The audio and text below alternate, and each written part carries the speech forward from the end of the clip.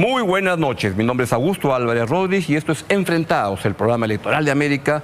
Dentro de 7 días a esta hora, usted ya quizás sepa quiénes van a pasar a la segunda vuelta electoral y mientras tanto hay gran incertidumbre y hoy vamos a justamente poder conversar y entrevistar a los dos candidatos que van primeros en esta contienda, Keiko Fujimori y Carlos Álvarez. Juan Carlos, buenas noches. ¿Cómo estás, Augusto? Buenas noches amigos televidentes. Ahora, vamos a ver si es que, de acuerdo a lo que dicen las encuestas, el próximo domingo, en la edición extraordinaria que América Televisión va a lanzar por la situación electoral, ya sabremos quiénes son los que pasan a la segunda vuelta, porque por lo que se ve va a estar bastante peleada y apretada la cosa, con algunas sorpresas que la encuesta de Datum ha mostrado hoy día a toda la población interesada en el proceso electoral.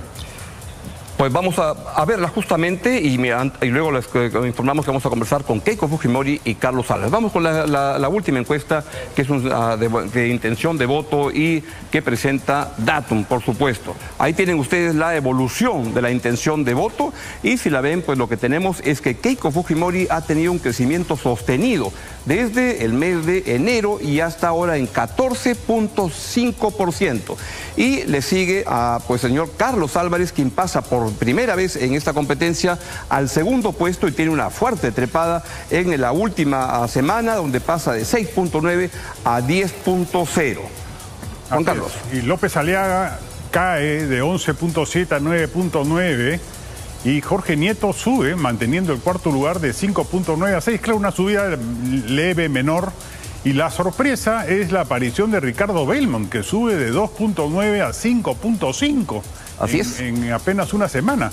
Y más bien Roberto Sánchez se congela y el que sale de la foto de los 6 primeros es Alfonso López Chao, pero igual yo creo que no habría que descartar a nadie de acuerdo a cómo viene la mano, porque las subidas y las bajadas en esta semana van a ser seguramente muy intensas y muy volátiles. Pues si se están dando estos cambios es que estamos en una situación en la cual se pueden concluir varias cosas, pero también hay un nivel de incertidumbre importante con respecto a lo que pueda significar esta última semana de competencia, donde ya no van a haber de encuestas que se difundan, pero esta ciertamente es la última fotografía que se puede difundir, pero esto se va a ir moviendo. La sorpresa, por supuesto, es la de Ricardo Belmont, que ha tenido un crecimiento importante. Por ejemplo, hacia febrero estaba en solamente 1.1.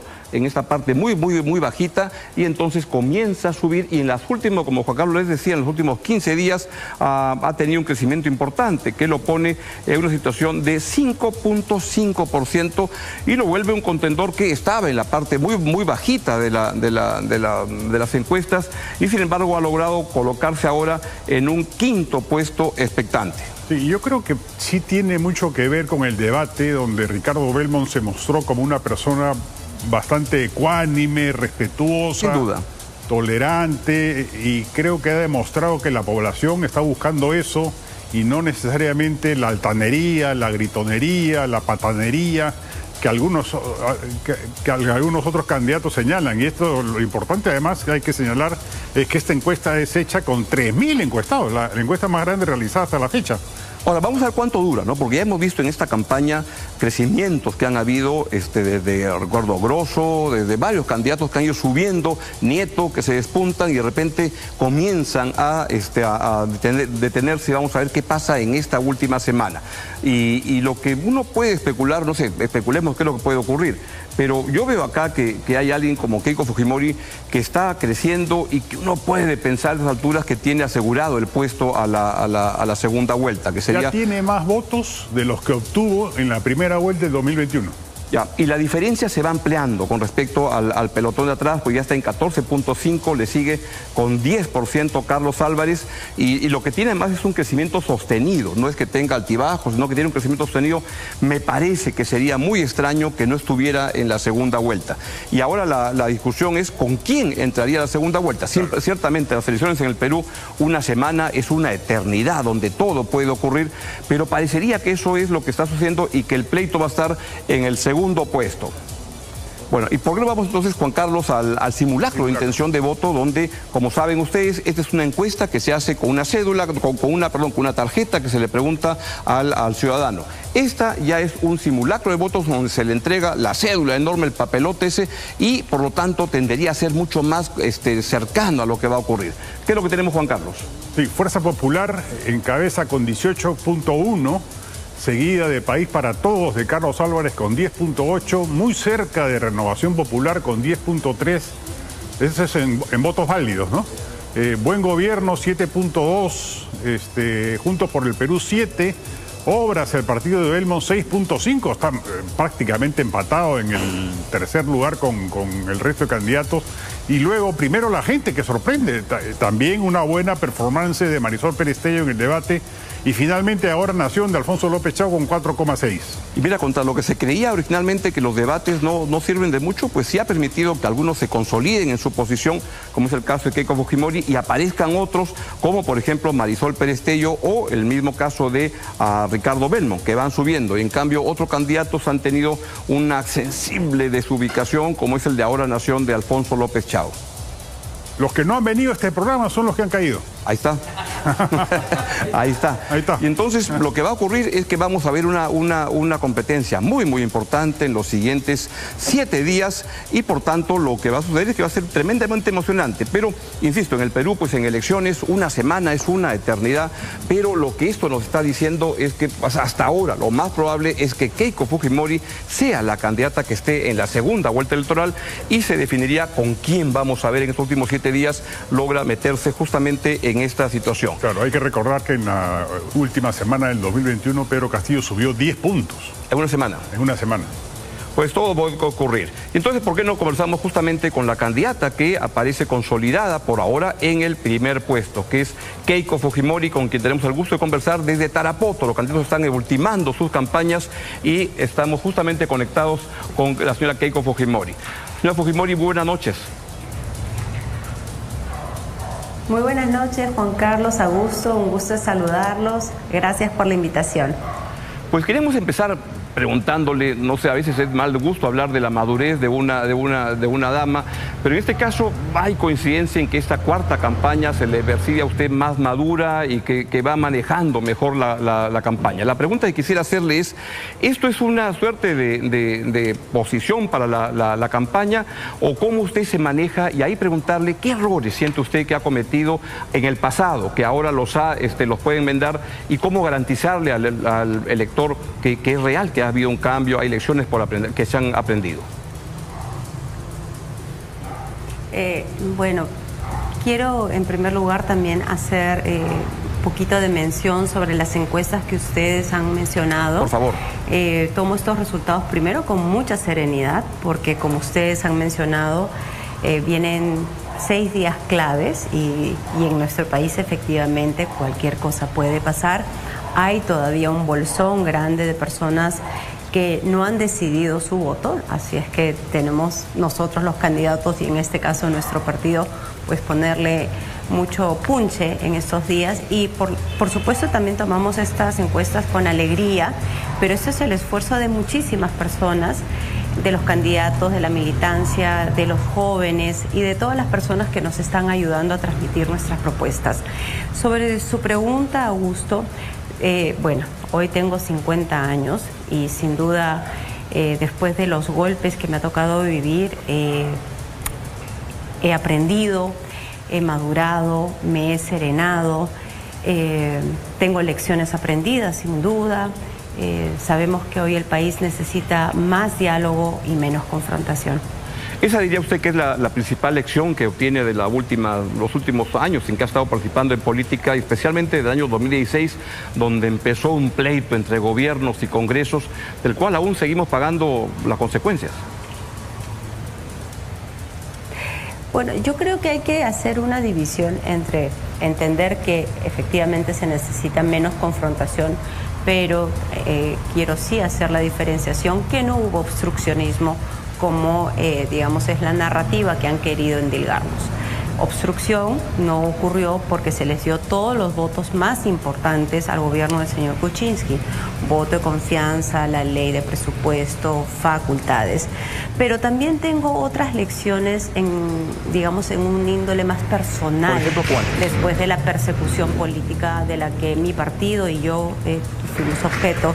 Y de eso aprendí, primero, a no rendirme. Lo segundo, acercarme mucho a Dios. Lo tercero, y eso lo he demostrado a lo largo de mis años, a que siempre doy la cara. Y yo creo que todos los insultos y la injusticia a mí me volvió más fuerte. Y quiero poner esta fuerza que yo he ido adquiriendo a lo largo de estos años a disposición de mi país para poder recuperar el orden. Antes de pasarle el turno a Juan Carlos para que le haga las preguntas, quería preguntarle, sea usted presidente de la República, sea usted jefa de la oposición, ¿cómo haría y qué ha aprendido para poder llevar la fiesta en paz, aún si es que tiene que enfrentar una situación tensa con quien esté en el gobierno o en la oposición, para poder sacar el país adelante y bajarle la temperatura y poder ponernos a trabajar mejor todos juntos por un destino mejor? Fíjese, Augusto, yo lo que pondría como ejemplo es lo que en este quinquenio frente al terrible gobierno de Pedro Castillo, qué es lo que hizo Fuerza Popular y diferentes grupos de la oposición.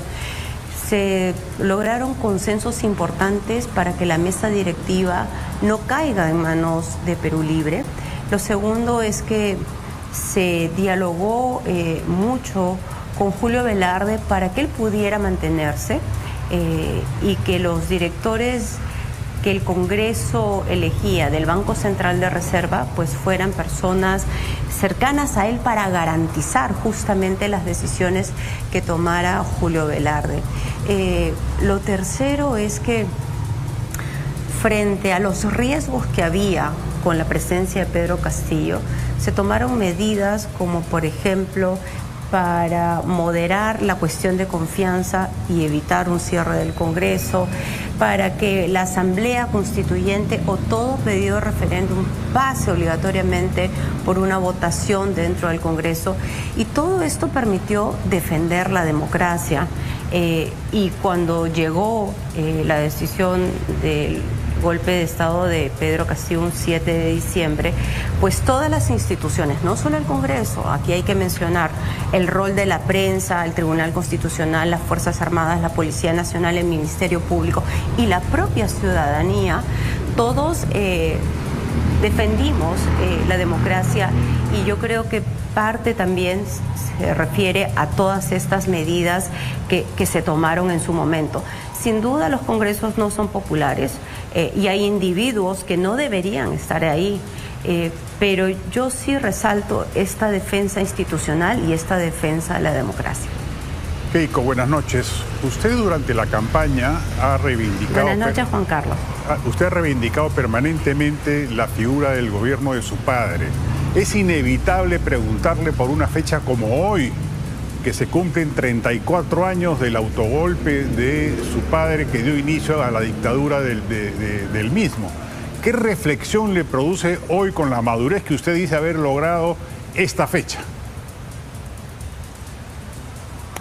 Yo he señalado en varias oportunidades que el 5 de abril fue una medida de excepción, porque recordemos cuál era la situación por la que atravesaba nuestro país, en la que vivía frente a dos grupos terroristas que querían controlar el territorio nacional y con una hiperinflación galopante. Por eso yo digo, es una medida de excepción, pero irrepetible.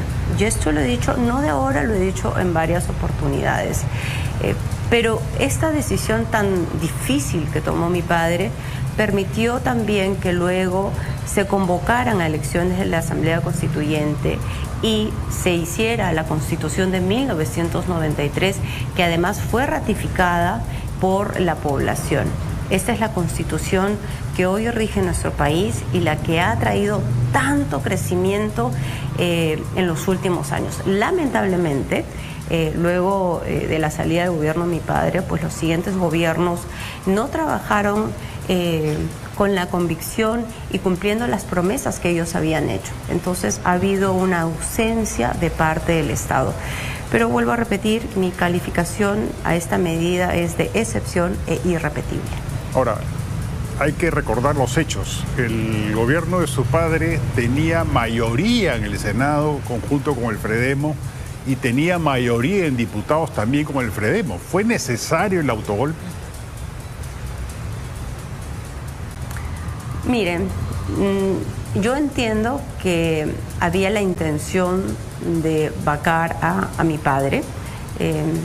Y yo sí creo que faltó más diálogo entre ambos, entre el Poder Ejecutivo y el Congreso.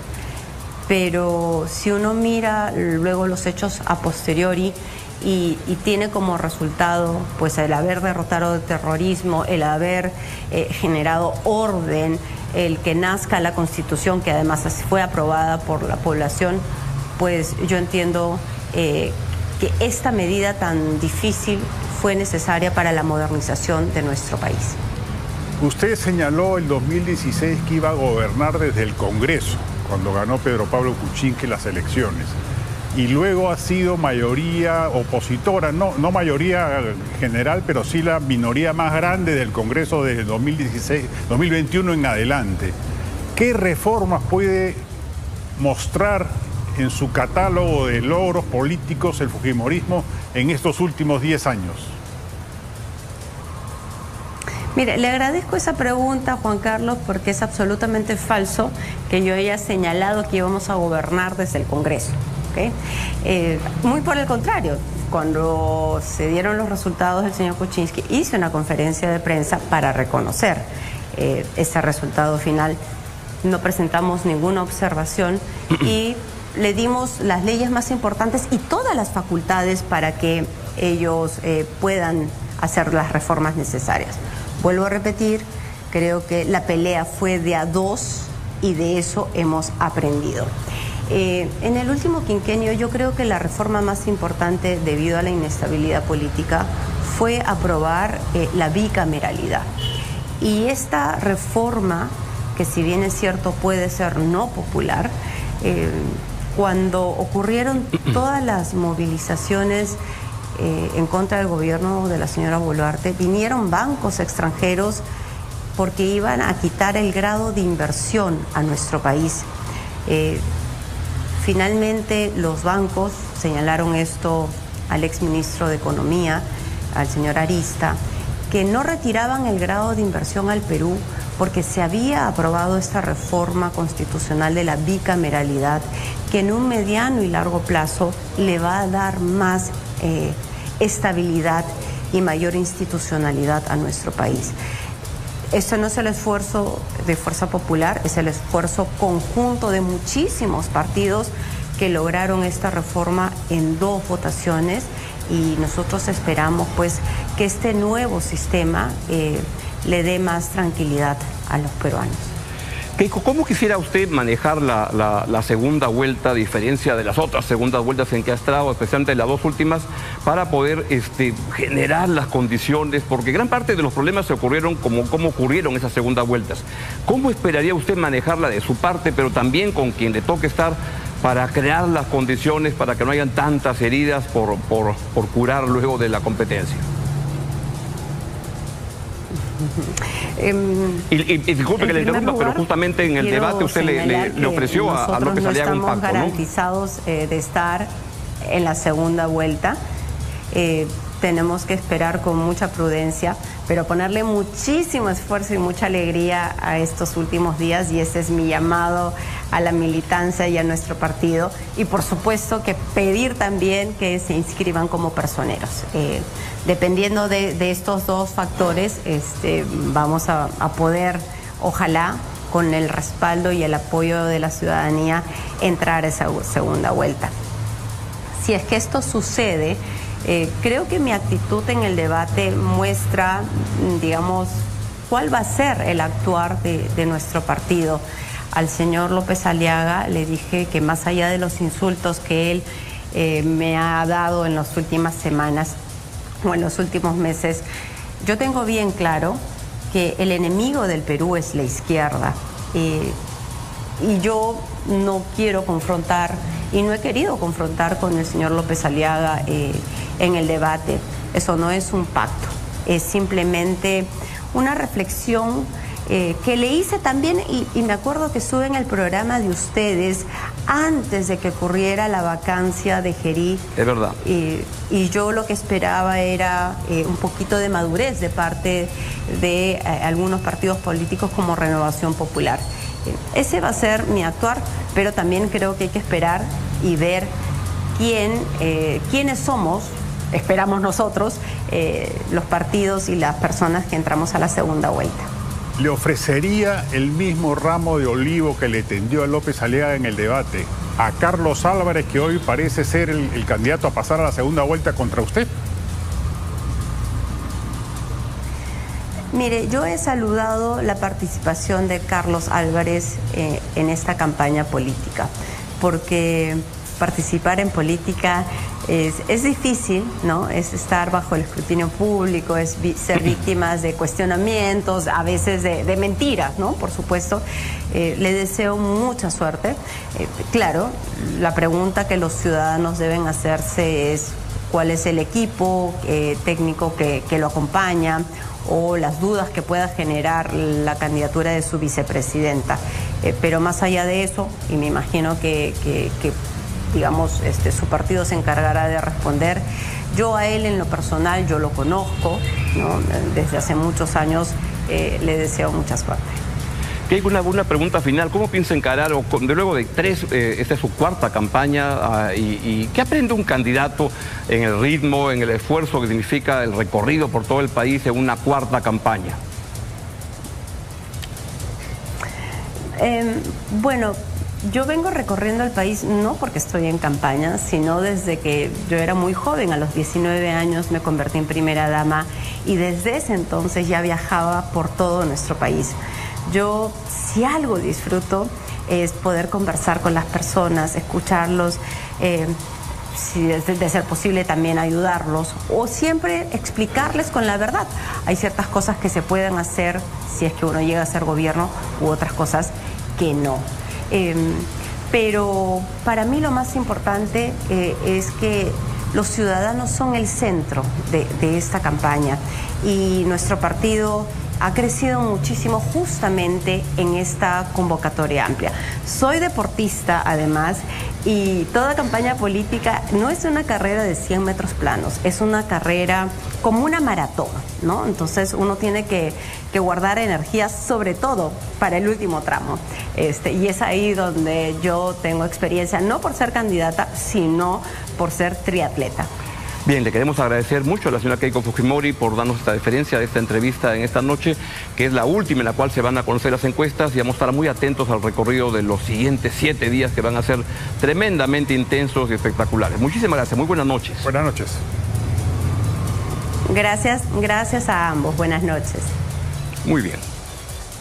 Muy bien, y ahora nos vamos a conectar con el segundo candidato según las encuestas, Carlos Álvarez, esta vez desde Cajamarca, donde él se encuentra realizando su gira de campaña.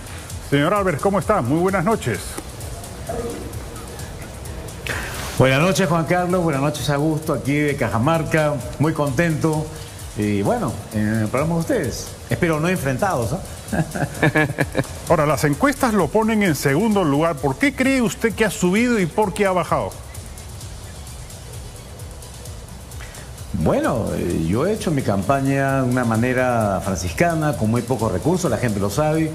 He hecho esta campaña y la voy a terminar como la empecé, ¿no? Sin ataques, sin bajezas, sin golpes bajos, sin una campaña sucia y nauseabunda como la me están haciendo ahora, sin gastar en asesores extranjeros que cuestan millones de dólares, sin contratar troles, ejército de troles y bots para insultar, sin ni siquiera seguridad del Estado, porque no acepté la seguridad del Estado, porque estos policías tienen que servir al ciudadano en las calles.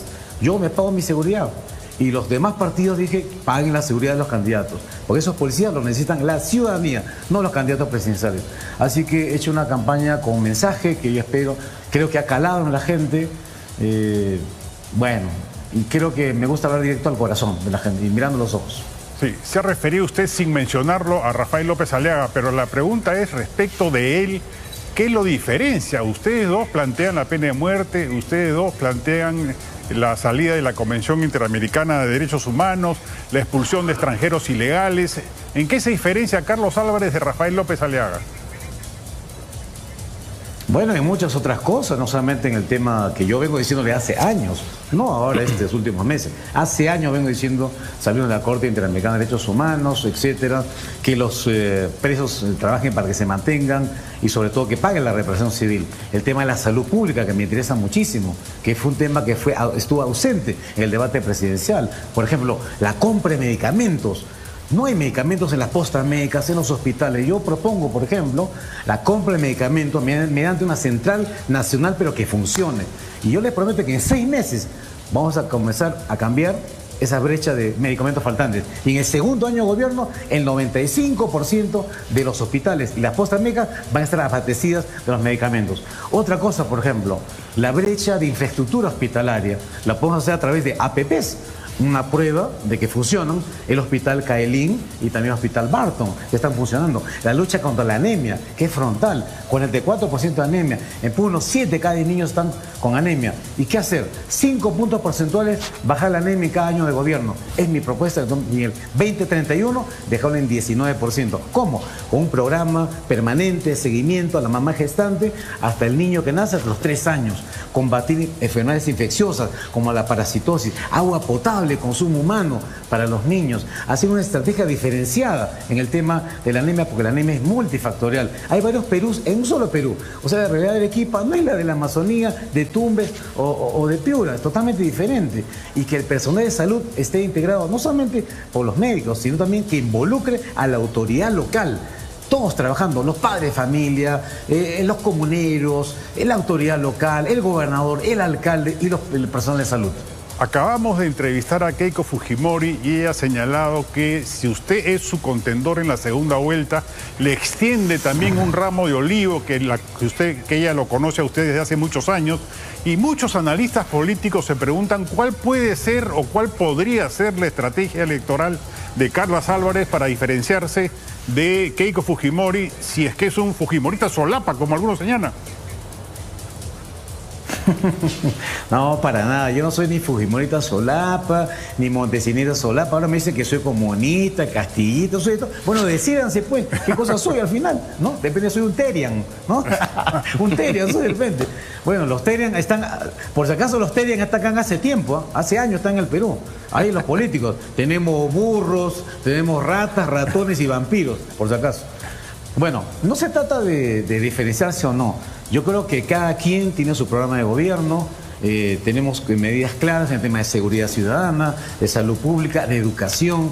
Por ejemplo, el tema, a mí me dolió mucho, por ejemplo, hablar de educación de primera calidad, con los niños de Ayabaca, en Piura, están estudiando en los baños, hay que recibir sus clases, no hay derecho a eso. Porque las aulas se caen a pedazos por las lluvias. Eso no puede pasar ya más en el Perú. El tema de que la educación está tan postrada en nuestro país, ¿no? La infraestructura. Bueno, que construyamos los nuevos colegios con obras por impuestos, pero hay que vencer la desnutrición crónica, vencer la anemia. Y también, algo muy importante, la inversión en la primera infancia, que nadie habla de eso, ¿no? Cada dólar que se invierte en un niño de 0 a 7 años, tiene un retorno de $10 al Estado. ¿Por qué? Pues un niño bien nutrido, un niño con una arquitectura moral, ¿no? Una arquitectura emocional perfecta, mucho mejor, y va a rendir productivamente para el país. El tema salud mental, nadie lo ha tocado, ningún candidato presidencial ha tocado el tema de salud mental. Cientos de jóvenes, Juan Carlos, Augusto, se han suicidado, se han quitado la vida por estrés, depresión, vacío emocional, ansiedad permanente. ¿Y qué pasa? Solo tenemos poco más de 1.100 psiquiatras para todo el Perú. O sea, hay una falencia de especialistas. O sea, hay que empoderar no solamente los hospitales de salud mental, sino también centros comunitarios de salud mental en los distritos y también terapias de grupo para los niños que son afectados por familias disfuncionales, que son víctimas, ya sea físico, psicológico o de repente también son testigos de la violencia. Y tenemos que superar el trauma de esas criaturas, porque esos niños van a estar destruidos moral y espiritualmente. Y para mí, un niño y una niña peruana, para mí yo siento que mi país tiene una oportunidad para cambiar. Muy de acuerdo, Carlos, y ojalá que eso pueda cambiar en el quinquenio que viene. Hoy estaba leyendo en la mañana una entrevista en Trome muy interesante que le hacían y me dejó pensando una frase que usted dice, que aquí en el Perú cambian de presidente como calzoncillo. Y teniendo en cuenta que usted no va a tener mayoría en el Congreso, pensé si es que usted se vuelve un calzoncillo más y lo cambian, como ha ocurrido con tanto, no, pues no va a tener mayoría en el Congreso. Ahí pregunté entonces, ¿quién es la vicepresidenta o vicepresidente no de la plancha suya? Y encontré que es la señora Cristina Chambicea. ¿La conoce bien? ¿Usted la ha puesto o la puso Vladimir Mesa? Cuéntenos, por favor, cómo es su relación, cómo llegó a ser la yo vicepresidenta. Yo he nombrado a mi plancha presidencial.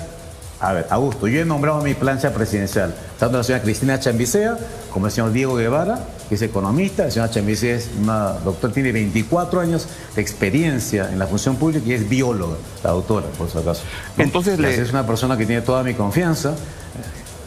Entonces le pregunto, ¿sí? Tiene toda su confianza y usted la ha escogido. Entré al sistema de la plataforma RTC, revisa tu candidato, y lo que encontré es que la señora Chambicea tiene 12 contratos con el Estado por 158.000 soles. Y además fue asesora del ministro de Agricultura, del gobierno de Pedro Castillo, del ministro Óscar Sea Comochambi, que además ha sido acusado o investigado por asesinato. Y además entre sus propuestas está una segunda reforma agraria y además esa ha sido asesora de un congresista, el señor, ese ministro ha sido es congresista de Perú Libre. Entonces le pregunto si usted lo sacan de presidente, ¿nos va a dejar a alguien que es de Perú Libre? ¿Va a ser otro Pedro Castillo, otro Balcázar? ¿La ha escogido bien? ¿Sabe de quién está hablando? No, pues, pero mi querido Augusto y tocayo de apellido, no seamos tampoco tan fatalistas. O sea, no pensemos que te van a vacar como presidente a la primera. Oiga, o porque hay un pacto mafioso, una repartija, una componenda entre los partidos políticos que tanto le han hecho daño al país.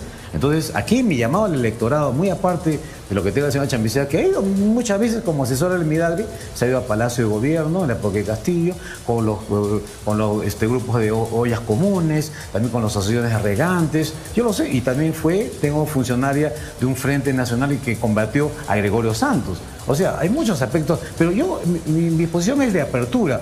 Hay gente buena en la izquierda, no es que, la izquierda es el apocalipsis, no.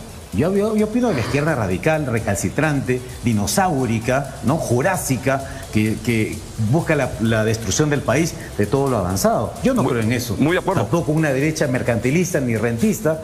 Claro, que quiere llevarse toda la plata, ¿no? Ellos van al dinero, van por el ascensor y los pobres siempre van por las escaleras. Es un tema de justicia social, de sentido común. Yo no soy ni de izquierda ni de derecha. Eso que quede muy claro.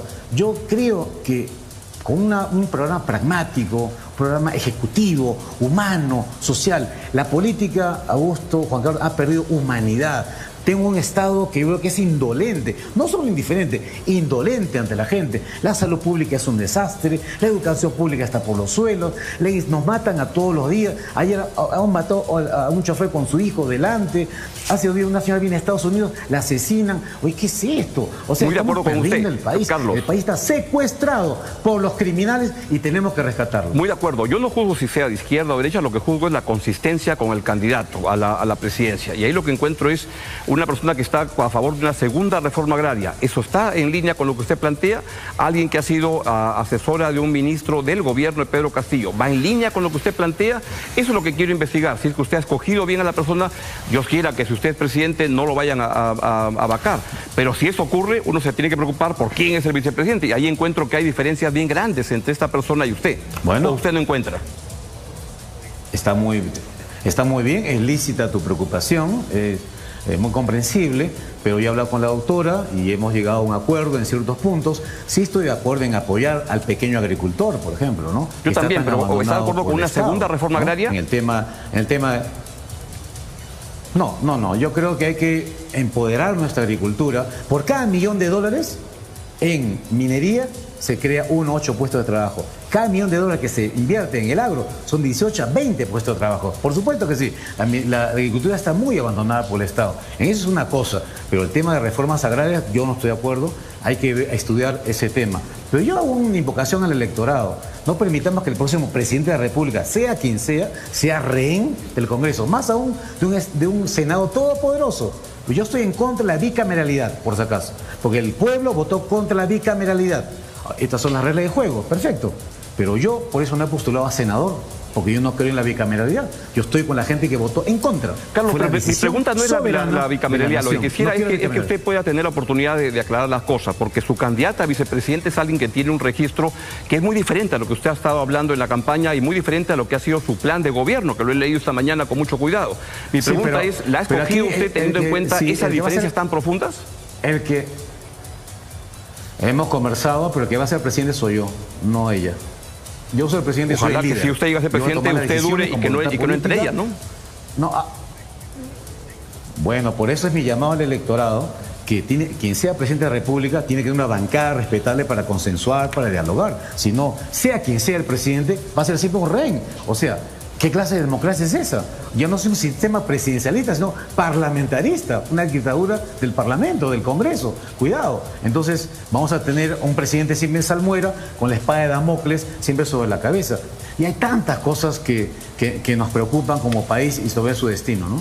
Señor Álvarez, usted en su plan de gobierno señala que plantea reducir la pobreza entre 8 y 10 puntos al 2031. ¿No es demasiado poco ambicioso usted, considerando que Alan García la bajó 20 puntos con una menor cotización de las materias primas de las que hoy disfrutamos? Bueno, hay que analizar el contexto que se dio en aquel momento. Hoy por hoy hemos tenido, lamentablemente, creo, una estabilidad política desastrosa. Yo creo que la economía necesita predictibilidad. Predictibilidad para que crezca la economía. Si no, la economía se contrae. Y la economía, oiga, depende también de la estabilidad política. Eso de que la economía crece a pesar de la política, yo no creo en eso. Si tuviéramos estabilidad política y no cambiáramos presidentes como de calzoncillos, oiga, estaríamos en 5 o 6% de crecimiento sostenido durante 10 años mínimo. Doblaría el ingreso per cápita y el Producto Bruto Interno. Por supuesto que sí. Entonces necesitamos estabilidad política en el país. Y por eso esto pasa por los partidos políticos, por reformarlos, porque no entren más ladrones al Congreso, sinvergüenzas, impresentables, lobistas y gente que te dice, voto por ti y qué ministerio me das. Oiga, si ha habido un periodo donde un presidente ha tenido mayor tranquilidad y estabilidad política, las cosas funcionan mejor, las cosas marchan bien. Por más que los commodities estén en el cielo. Pero hombre, sin estabilidad política no se puede avanzar. No hay credibilidad, no hay inversión privada, que es la que genera más empleo. Y empleo con dignidad y con sueldos dignos. Entonces, eso sí es muy claro. Entonces, si estamos en ese, Usted señala también que el tema de seguridad es clave en su programa de gobierno y en su plan de gobierno promete reducir la tasa de homicidios de 8.6 a 6 por cada 100.000 habitantes y reducir la victimización por extorsión de 0.9 a 0.6. Pero Bukele, que es su ídolo, la bajó en 50-70% en un año. ¿Por qué es tan tímido? A ver, no es tan tímido. Esos son, en el plan de gobierno existen las líneas maestras. Pero nosotros somos mucho más ambiciosos porque el mundo va cambiando, el mundo va girando y vamos viendo que, por ejemplo, no contamos hace unos años con esta diáspora de otros países, sobre todo de Venezuela, donde vino gente lacra, lumpen, asesinos, los peores, los más crueles y más sanguinarios. O sea, la seguridad ciudadana tiene que adaptarse a los nuevos tiempos lamentables que estamos viviendo. Por ejemplo, nosotros vamos a combatir en destruir las finanzas de las organizaciones criminales mediante la trazabilidad del dinero mal habido. Para eso necesitamos el concurso de la Policía Nacional, del Ministerio Público, del Poder Judicial, la Superintendencia de Banca y Seguros y la UIF. Por supuesto que sí. Y vamos con todo en la lucha contra la delincuencia. Entonces, mira, hay algo muy importante. Singapur es el país que tiene mayor desempeño policial en el mundo. Dinamarca y Finlandia tienen confianza ciudadana, un manejo efectivo de la logística y la tecnología y también seguridad. Y en Fuerzas Especiales, Estados Unidos. Yo convocaría, si fuera presidente de la República, a Singapur, a Finlandia, a Dinamarca y a los Estados Unidos y le tocaría las puertas al presidente Bukele de El Salvador. ¿Por qué no? Para que vuelquen acá su experiencia en las escuelas de policía. Y yo les prometo que en 5 años tendremos a los mejores policías del mundo aquí en el Perú. Por supuesto que sí. Muy bien. Criticarán seguramente. Pero yo quiero no solamente es un tema de depurar a la policía, de machetear a la policía o que el policía que comete un delito sea degradado públicamente, sino empoderar a la policía. ¿No hay plata? ¿Cómo que no hay plata? Sí hay plata. 25.000 millones que se pierden en corrupción. 10.000 millones de dólares que se pierden en minería ilegal. cuántos miles de millones se pierden más en muchas exoneraciones que podrían servir para beca 18, para triplicar beca 18, beca por impuestos para nuestros jóvenes, que ahora los han estafado. No, señor, hay que respetar a los jóvenes del Perú y también a nuestros adultos mayores, que tenemos muchos programas para ellos. Muchísimas gracias, Carlos. Muchas gracias por estar esta noche con nosotros, esta deferencia de tener hoy día esta conversación y lo estamos... Gracias, vamos a Augusto, gracias, Juan Carlos. Y vamos a verlo con mucha atención en estos 7 días finales, que son particularmente importantes. ¿Estoy al aire o no? Por supuesto. ¿Estoy al aire o no? Sí, adelante. Deme un segundo. Quiero agradecer a la señora Keiko Fujimori por haberme dado esa rama de olivo, aprovechando que es Semana Santa. Y número 2, tranquilos, porque pierdo o gane, yo si pierdo volveré a lo mío, ¿no? A lo mío. Que incluso ya tengo mi nuevo show, sé que creo que se llama Yo alguna vez fui candidato. Y por favor, bajen la campaña nauseabunda, asquerosa y de ataque. La gente quiere soluciones, quiere paz y quiere resultados. La gente no da más. Perú no da para más. A mí, y sea cosa, la fórmula para haber avanzado esto, ¿sabes cuál es, Augusto, Juan Carlos? Mi amor al Perú. Muy bien. Bueno, aquí hacemos unas preguntas que vayan encaminadas a conocer más al candidato. Gracias, Carlos. Buenas noches. Buenas noches. Muy bien, y de esta manera pues vamos a una breve pausa, ¿no? Vamos a ir con un debate muy interesante. ¿Con quién vamos a estar? Sí, vamos a estar con Anaí Durán, candidata al Senado Nacional con el número 4 de Juntos por el Perú, y Carlomagno Salcedo, candidato a diputado por Lima con el número 3 de Ahora Nación, un candidato de dos personajes importantes, inteligentes, que seguramente van a ofrecer un debate alturado y de alta calidad. Así es, ya venimos.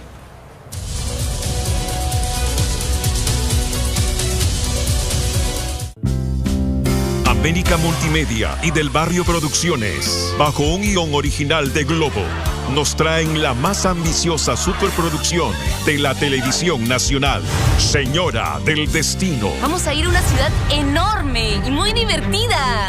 Recomendamos ver este programa en compañía de un adulto.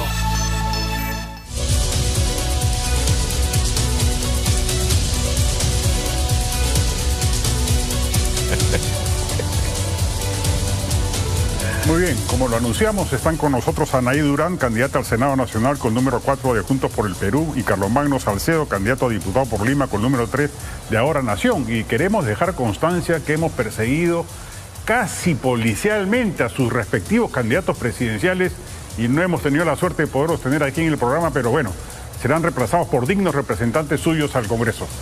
Anaí, ¿por qué votar por Juntos por el Perú y no por Ahora Nación? Bueno, yo creo que antes que nada hay que votar por Juntos por el Perú porque es una propuesta que viene de abajo, que trae el voto popular que ahorita todavía están invisibilizando las encuestas.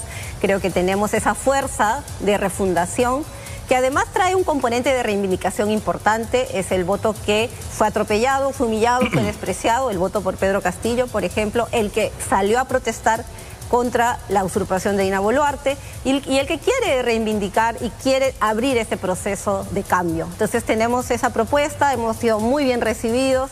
La verdad, Roberto Sánchez ha estado hoy en Chiclayo, yo también he estado viajando en esto que hemos denominado la ruta castillista, que es recorrer pueblo por pueblo, caserío por caserío, y que la verdad nos ha dado muy buenos resultados y yo creo que el 12 de abril vamos a estar en la segunda vuelta. Carlomagno, ¿por qué votar por Alfonso López Chao y no por Roberto Sánchez? No, más que decir por qué no votar por el contendor, los que están es cuál es la fortaleza, ¿no? Y nosotros somos una propuesta que además de tener un buen candidato presidencial, con mucha experiencia en el Estado y alguien que se ha formado toda su vida políticamente, que hace política desde su juventud, es porque ha logrado convocar un gran equipo de personalidades de un amplio espectro político, ¿no? Personalidades de izquierda como Indira Wilca, Mirta Vázquez o Ruth Luque, pero también personas de centro hasta centro derecha, ¿no? Como Harvey Colchado, etcétera. O sea, personas de una amplia diversidad en una propuesta de unidad nacional, porque nosotros, siendo un partido de centroizquierda, creemos que desde ese aspecto hay que plantear una unidad nacional, ¿no? Ahora, ¿cómo explica que su candidato presidencial acabe de declarar hoy día en una manifestación en Puno que indultaría a Pedro Castillo? Sospecho que es para quitarle votos a Roberto Sánchez. Eso tiene un contexto y es el siguiente, ¿no? Y precisamente veíamos las entrevistas antes de... López Chao está estancado y Roberto Sánchez está creciendo. ¿Será por eso? No, a ver, el contexto es el siguiente, ¿no? Lo que el Perú enfrenta en este momento son... Ahorita hay 3 candidaturas que según las encuestas, según la foto del día, parece que están arriba, que son 3 versiones del fujimorismo. ¿no? Eso coincide. Y en esas tres versiones del fujimorismo hay un punto de inicio de esta crisis política que tiene el Perú que empieza el año 2016, cuando una candidata, Keiko Fujimori, se niega a reconocer los resultados, luego repite la misma actitud 5 años después, se niega a reconocer los resultados y además inicia un proceso de boicot político contra un presidente que, nos guste o no, fue legítimamente elegido por las urnas, ¿no? Entonces, ese es un elemento y ahí coincido con Anaí, hay un desconocimiento del voto de cientos de miles de electores. Muy importante, pero la pregunta de Juan Carlos iba dirigida a quién se queda con el sombrero en vez del casco. Es decir, que quisieran, ahí yo quería preguntarle a Anaí, ¿cómo entender eso? ¿Cómo se están peleando el voto de Pedro Castillo? No hay una pelea porque Castillo ha llegado a un acuerdo con Roberto Sánchez, no con López Chau. Claro, Juntos por el Perú es un acuerdo. Yo soy invitada de Pedro Castillo, lo mismo que el exministro Ceballos. Somos un equipo de dirigentes, de funcionarios. Entonces no hay una pelea ahí. Hay un acuerdo político, hay un endose de Castillo abiertamente hacia Roberto Sánchez. La ruta castillista es la ruta que hizo Castillo el 2021.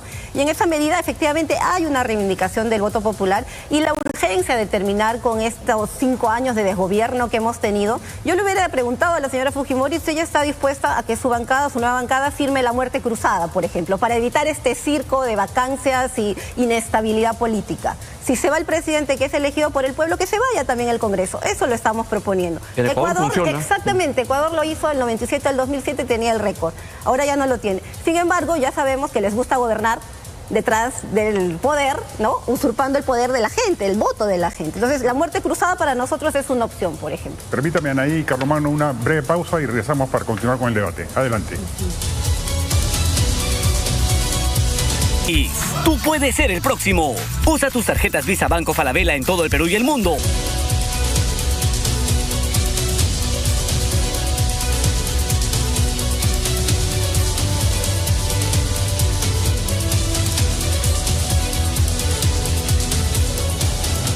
Muy bien, pues estamos conversando con los candidatos Anaí Durán, quien va al Senado Nacional con el número 4 por Juntos por el Perú, y Carlomagno Salcedo, quien va a la Cámara de Diputados con el número 3 de Ahora Nación. Tengo un televidente que me dice, soy de izquierda y quiero saber por quién votar, por López Chau, por Roberto Sánchez, por Atencio o por Vladimir Cerrón.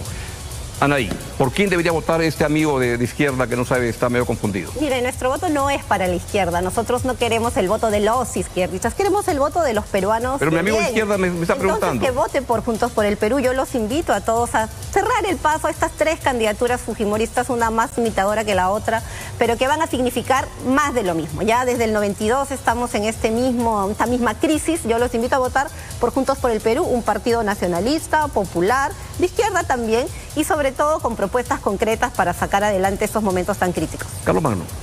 Nosotros somos un partido que se origina en el contexto de la protesta social contra el régimen de Dina Boluarte, ese régimen criminal. Y por cierto, cuando Alfonso López Chau ahora anuncia en ILAVE el indulto a los presos políticos, no solo a Pedro Castillo, porque este gobierno reprimió y hemos tenido una justicia politizada, por ejemplo, los jóvenes de Cuyo, ¿no?, que han sido encarcelados, están purgando condena, o campesinos procesados en el contexto de la protesta. Y por qué no, incluso Walter Radubiri de un contexto anterior. En ese contexto ciertamente entra para nosotros Pedro Castillo. Respecto de nuestra propuesta, somos una propuesta de centroizquierda, de izquierda democrática, que ha tenido la capacidad de convocar un gran equipo, porque para gobernar un país no solamente se necesita un candidato presidencial, ¿Usted diría que usted sino es alguien... de centroizquierda y Juntos por el Perú es izquierda radical? Nosotros simplemente nos definimos, puedo hablar positivamente, nos definimos estatutariamente como un partido de izquierda democrática, ¿no? Y ciertamente un partido de izquierda democrática debe tener la capacidad de dialogar con todos los actores, ¿no?, que estén más a su izquierda, centro, centro-derecha, siempre que haya una línea divisoria muy fundamental. ¿Cuál es el otro lado? Los partidos antidemocráticos y corruptos de izquierda o derecha, que están ahorita en el Congreso, que son la caquistocracia que nos ha llevado a esta situación actual. Anaí. Sí, yo creo que esta coordenada izquierda-derecha, después de que has tenido a Vladimir Cerrón, marxista-leninista, cogobernando el Congreso con Keiko Fujimori, disque derecha neoliberal, pues no le dice nada a la gente. Y yo creo que ahí por eso nosotros estamos en otra coordenada. Estamos desde abajo contra esta clase política que está gobernando desde arriba ya tanto tiempo. Y creo que eso hay que dejarlo claro porque esto de izquierda, comunismo, ¿no?, que aprovecharon todo eso para boicotear un gobierno legítimo como fue el de Pedro Castillo, que tuvo entre sus perseguidores además a Harvey Colchado de Ahora Nación. Entonces creo que ya debe terminar y se debe respetar la voluntad popular. Eso es lo que planteamos cambios de fondo y no seguir pues en esta, como decía, esta inestabilidad que no le hace bien al país y que sobre todo pisotea el voto de la gente. Anaí Carlomagno, muchas gracias por estar en el programa del día de hoy. 5 segundos por alusión. No es verdad de que Harvey Colchado haya apresado a Pedro Castillo, esa es una mentira inventada. Existe un acta que ha salido publicada que fue una orden de seguridad del Estado para empezar. Y por otro lado, yo saludo en Anaí Durán, que es una persona leal a Pedro Castillo y no es lo mismo que podremos decir de su líder Roberto Sánchez. Muchas gracias. Quien más bien hizo pacto con el fujimorismo. Suerte en el día de la votación. Muy bien, muchísimas gracias a ambos y muchísima suerte en esta última semana de campaña que les toca afrontar. Gracias. Muchas gracias, amigos televidentes, y no se pierdan un programón de fútbol en América, sobre todo detallando el enorme triunfo crema en el Estadio Monumental. Ay, Dios mío, corta ya. Nos vamos.